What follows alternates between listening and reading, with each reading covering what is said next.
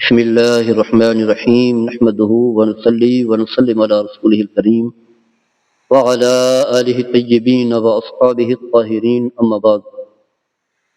حضرات گرامی، روزے کے حوالے سے چند ایک مسائل کا یہاں تذکرہ کرنا چاہوں گا.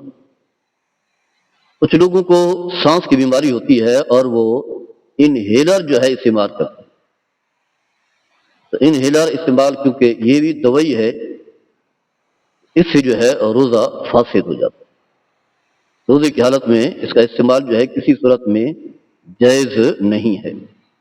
اگر کوئی شخص روزے کی حالت میں کسی کو خون دینا چاہتا ہے تو کوئی حرج نہیں ہے، خون دے سکتا ہے.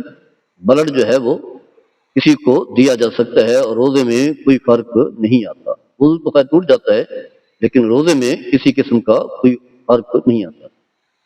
اسی طرح جو ہے عام طور پر روزے کی حالت میں کچھ لوگ جو ہے بدن لگوانا چاہتے ہیں یا جو ہے طاقت کے لیے انجیکشن لگوانا چاہتے ہیں، تو کوئی حرج نہیں ہے. اس سے بھی روزے میں کوئی فرق نہیں آتا.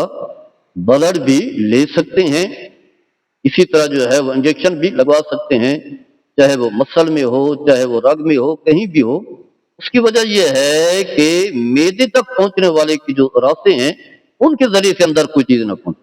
جیسے منہ ہے یا سبیلین ہیں، یہ راستے ہیں، ان کے ذریعے سے جو ہے یا ناک کے ذریعے سے جو ہے چیز جو اندر پہنچائی جاتی ہے، یہ جو علماء نے بیان کیے ہیں، ان کے ذریعے سے معدے کے اندر کوئی چیز نہ پہنچے تو پھر کوئی حرج نہیں ہے اپنے جسم کو طاقت دینے کے لیے. عام طور پر لوگ کچھ کہتے ہیں کہ جو ہے اگر ہم انجیکشن لگائیں گے تو طاقت آ جائے گی. اگر کوئی شخص جو ہے روزے کی حالت میں غسل کرتا ہے، نہاتا ہے، وہ بھی تو جسم کو ٹھنڈک پہنچتی ہے اور روزے کی تپش جو ہے وہ بھی تو ختم ہوتی ہے روزے کی حالت میں. تو اس سے جو ہے کوئی روزے میں مقصد وہی ہے جو.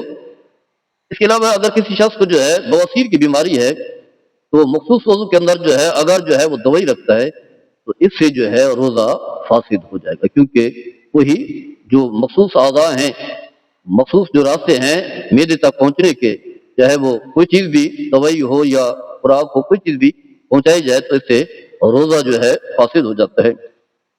اس کے علاوہ کچھ لوگ روزے کی حالت میں ہیں تو طبیعت خراب ہو گئی، بہت سی طبیعت خراب ہو گئی ہے، تو وہ ضد کرتے ہیں کہ میں نے روزہ نہیں توڑنا، جبکہ کہا جاتا ہے بھی آپ کچھ کھا لیں، دوائی کھا لیں. جیسے شوگر کا مریض ہے، شوگر بڑھ گئی ہے، جان جا سکتی ہے، تو اب اسے کھا لینا چاہیے، بلکہ کھا لینا فرض ہے، ضروری اور لازم ہے. کیونکہ قرآن میں کہا گیا ولا تلقوا بأيديكم إلى التهلكة، اپنے آپ کو ہلاکت میں نہ ڈالیے، فرمایا اپنے آپ قتل نہ کرو. تو گویا کہ اگر ہم ضد کریں گے تو گویا کہ اپنے آپ کو ہلاکت میں ڈالنے والی بات ہے. شریعت نے اجازت دی ہے فوری طور پر کھانا ہے، دوائی کھانی ہے، کوئی اور چیز کھانی ہے تو کھا لیں اور روزہ توڑ دیں. زیادہ زیادہ یہ ہوگا کہ ایک روزہ جو آپ پر رکھنا پڑے گا، وہ تو خیر لازم ہے، جو روزہ ٹوٹا ہے وہ تو روزہ لازم ہو جائے گا. ورنہ اس انداز سے جو ہے کوئی ضد وغیرہ نہ کریں. یا اسی طرح بچے ہیں، نابالغ ہیں، بھوک لگتی ہے بچوں کو تو انہیں کھلا دیں پلا دیں، اور روزہ تو ویسے ہی ان پر فرض نہیں تھا تو اس پر جو ہے وہ قضا بھی نہیں ہے، نہ کوئی کفارہ ہے نہ قضا ہے، کچھ بھی نہیں ہوگا. انہیں کھلا دینا چاہیے، ضد نہ کریں. بچے ہیں کہ انہیں جانی نقصان نہ پہنچے، جسمانی نقصان نہ پہنچے، تو ایسا نہیں کرنا چاہیے. خواتین کو روزے کی حالت میں حیض آ گیا ہے تو ان کا روزہ تو خیر فاسد ہو گیا ہے، اس روزے کی جو ہے وہ قضا کریں گی. جب تک یہ حیض کے دن ہیں تو روزہ نہیں رکھیں گی، شریعت نے اجازت دی ہے، لیکن ان کی بعد میں قضا کریں گے. اسی طرح بچے کی ولادت ہوتی ہے جسے نفاس کم خون کہتے ہیں، تو اب اگر روزہ رکھا ہو تو روزہ جو ہے فاسد ہو جائے گا، تو اس روزے کی قضا بھی کریں گی اور باقی جتنے دن جو ہے یہ خون رہے گا روزے نہیں رکھیں گی، بعد میں ان کی قضا کر لیں گی. لیکن یہ ضرور ہے کہ اگر روزے کی حالت میں خون آ گیا ہے تو روزہ تو خیر فاسد ہو گیا، لیکن باقی وقت اگر جو ہے وہ ماہ رمضان کے احترام میں کھانا پینا نہیں کرتی تو اچھا ہے. لیکن اگر کھا پی لیتے ہیں تو کوئی حرج نہیں ہے، کیونکہ روزہ تو فاسد ہو گیا ہے. جب روزہ رہا ہی نہیں ہے تو اب اس کے لیے کھانے میں بھی کوئی حرج اور قباحت نہیں ہے.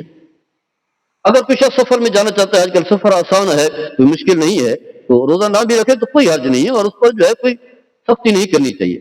لیکن اگر رکھ لیتا ہے تو اس کے لیے فائدہ ہے، اس کا جو ہے اسے ثواب ملے گا. اور باقی پیاس لگی ہے، بہت زیادہ بھوک لگی ہے اور جان کے جانے کا یا جسم کو نقصان پہنچنے کا خوف ہے یا عقل کو نقصان پہنچنے کا خوف ہے، تو روزہ توڑ دینے میں جو ہے کوئی حرج نہیں ہے، بلکہ توڑ دینا ضروری ہے، لازم ہے، تاکہ اپنی جان کی جو ہے حفاظت کی جا سکے۔ اس کے علاوہ جو خواتین بچوں کو دودھ پلاتی ہیں تو سمجھتے ہیں روزہ رکھیں گی تو بچے کمزور، جسمانی کمزوری ہوگی، روزہ دودھ نہیں پلا سکیں گی تو وہ روزہ نہ رکھیں۔ کچھ لوگ مزدور ہیں، گرمی ہے، اور اگر وہ مزدوری نہیں کریں گے تو گھر نہیں چلا سکیں گے، اتنی مجبوری ہے، فاقے میں زندگی گزرے گی، جیسا کہ ہمارے یہاں غربت بہت زیادہ ہے، اب جو ہے وہ روزہ نہ رکھے، لیکن سردیوں کے مہینے میں جو ہے وہ روزہ رکھ لے۔ کچھ لوگ ایسے ہوتے ہیں جو کمزور ہوتے ہیں، ماہ رمضان میں کیونکہ گرمی میں آتے ہیں عام طور پر روزے، آج کل تو خیر سردیوں میں گئے، گرمی میں آتے ہیں تو سمجھتے ہیں کہ ہم جو ہے وہ روزہ رکھیں گے تو کمزوری بڑھ جائے گی، بھوک لگے گی، پیاس لگے گی، تو اب روزہ نہ رکھیں، لیکن سردیوں میں جو ہے ان کی قضا کریں۔ یہ نہ کہ فدیہ دے دیں، وہ فدیہ نہیں دیں گے، کیونکہ بعد میں جو ہے وہ روزہ رکھ سکتے ہیں۔ یہ اس شخص کے لیے ہے جو سردیوں میں بھی روزہ نہ رکھ سکے، گرمیوں میں بھی ایسے بیمار ہو، دائمی بیماری ہو، تو اس کے لیے حکم ہے فدیہ دینے کا، باقی لوگوں کے لیے نہیں ہے۔ جو گرمیوں میں نہیں رکھ سکتے سردیوں میں رکھیں، لیکن روزہ رکھنا ہے اور وہ فرض ہے، وہ فرض جو ہے کسی صورت میں معاف نہیں ہوگا۔ اللہ تعالیٰ ہم سب کو عمل کرنے کی توفیق عطا فرمائے۔ وما علیہ الا البلاغ۔